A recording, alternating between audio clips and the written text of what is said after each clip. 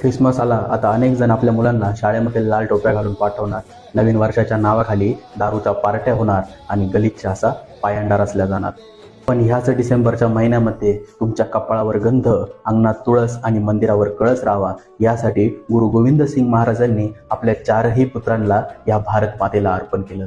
देव, देश आणि धर्मासाठी गुरु गोविंद सिंगांच्या या 4ही पुत्रांनी ह्याच डिसेंबर महिन्यात बलिदान दिलं.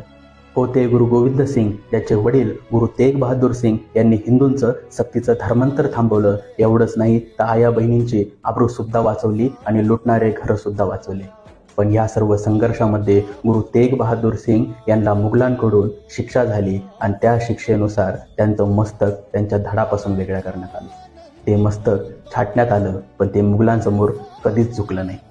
शूर वडिलांचा वारसा घेऊन चालणाऱ्या गुरु गोविंद सिंगांनी रणांगणामध्ये देव, देश आणि धर्मासाठी 18 वर्षाचा आपला मुलगा अजित सिंग आणि केवळ 14 वर्षाचा मुलगा झुंजार सिंग सुद्धा कमावला.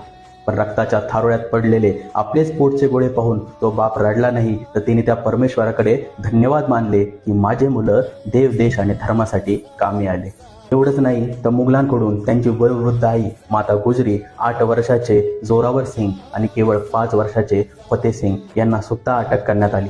अटक केल्यानंतर कडाक्याच्या थंडीमध्ये त्यांना किल्ल्याच्या बुरुजावर ठेवण्यात आलं. या सर्व काळामध्ये पांघरण्यासाठी त्यांना ना एक कपडा देण्यात आला, ना खाण्यासाठी अन्नाचा कण देण्यात आला. खरं तर आयुष्यभर मुघलांना सळो की पळो करून सोडणाऱ्या गुरु गोविंद सिंगांच्या या 2ही साहेबजाद्यांना सक्तीने धर्मांतर करण्यासाठी मुघलांनी अनन्वित अत्याचार केले. त्यांना एवढंही सांगण्यात आलं की आम्ही तुमच्या 2ही मोठ्या भावांना रणांगणात केव्हाच मारून टाकलं आहे. आता जर तुम्हाला तुमचं जीवन प्यारं असेल तर तुम्ही इस्लाम धर्माचा स्वीकार करा. पण वाघाचे लेख होते, ते वाघासारखेच जगले. त्यांनी मरण पण आपला धर्म सोडला नाही. वजीर खानाला त्यांनी खडसावून सांगितलं की मजलूमों के वो दोस्त है, नेकी उनकी पहचान है, शीश झुकाकर बात कर, गुरु गोविंद सिंग उनका नाम है.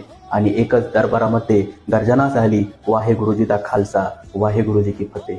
आणि ह्यानंतर 2ही साहेबजाद्यांना जिवंत भिंतीत गाडण्याची शिक्षा देण्यात आली आणि त्याचप्रमाणे या 2ही साहेबजाद्यांना जिवंत भिंतीत गाडण्यात आलं.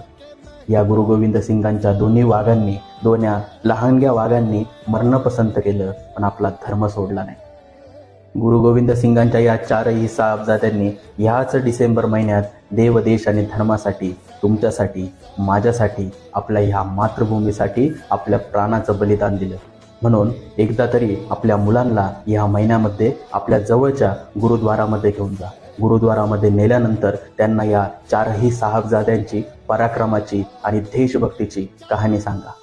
आपल्या मुलांना आवर्जून हेही सांगा, 4 साहेबजाद्यांच्या बलिदानामुळे आज आपण हिंदू म्हणून जगतोय. बाकी लाल टोप्या घालून आपल्या मुलांना जोकर करायचं की या 4 साहेबजाद्यांच्या पराक्रमाची कहाणी सांगून आपल्या मुलांना देशभक्त करायचं, हे सर्वस्वी तुमच्या हातात आहे.